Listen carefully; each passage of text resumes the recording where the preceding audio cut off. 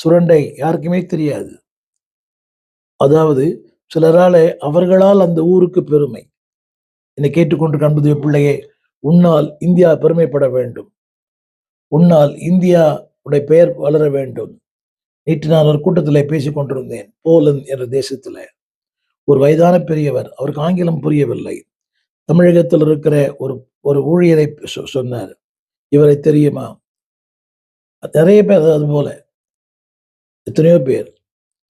Doctor பில்லி கிராமுக்கு அங்கே உதவியாளராக இருந்தவர்.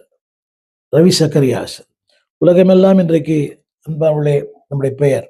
அதே போல மதர் தெரேசா உலகமெல்லாம் எங்கேயோ பிறந்தவர்கள் இந்தியாவிலே ஊழியம் பண்ணினார். ஒரு சாது சுந்தர் சிங் உலகமெங்கும் அறியப்படுகிறார். இந்தியா என்று சொல்லும் போதே சாது சுந்தர் சிங் என்று கேட்கிறார்கள்.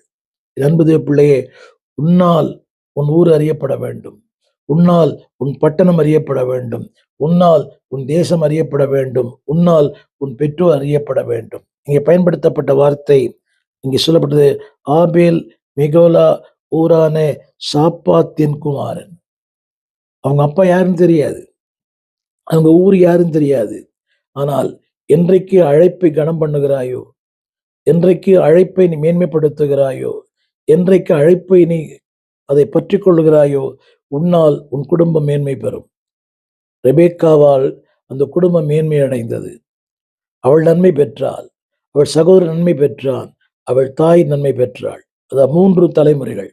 அவளுக்கும் நன்மை, அவள் சகோதரனுக்கும் நன்மை, அவளுடைய தாய்க்கு நன்மை. வேதம் சொல்லுகிறது, பொன் வெள்ளிகளை அவளுக்கு கொடுத்ததுமன்றி அவள் தாய்க்கும் அவன் சகோதரனுக்கும் அவன் கொடுத்தான். 3 தலைமுறை. முந்தின தலைமுறை இவள், இவள் சகோதரர்கள். என் அன்பு தேவ பிள்ளையே, உன்னால் தலைமுறைகள் ஆஸ்வதிக்கப்பட வேண்டும். தேவதன் பக்தன் பாடினார், தலைமுறை தலைமுறை தாங்கும் வினோத. அவர் தலைமுறைகளுக்கெல்லாம் தேவனா இருக்கிறார். உன்னால் உன் சந்ததி, உன்னால் உன் குடும்பம், உன்னால் உன் பெற்றோர், உன்னால் உன் பட்டணம் ஆஸ்வதிக்கப்பட அர்ப்பணிப்பாயா? The person, the place.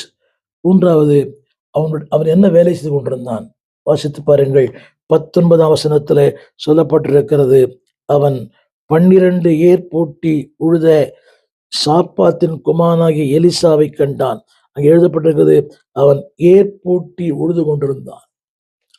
ஆண்டவர் நிலத்தை பண்படுத்துகிறவனை ஆத்துமாக்களை பண்படுத்துகிறவனாய் கர்த்தர் மாற்றுகிறார். இதுதான் பேதுரு வாழ்க்கையிலே. மீன்களை பிடிக்கிறவனை கர்த்தர் மனுஷர்களை பிடிக்கிறவனாய் மாற்றினார். இந்த அழகான வார்த்தை, அவன் ஏர் பூட்டி உழுது கொண்டிருந்தான். என்பது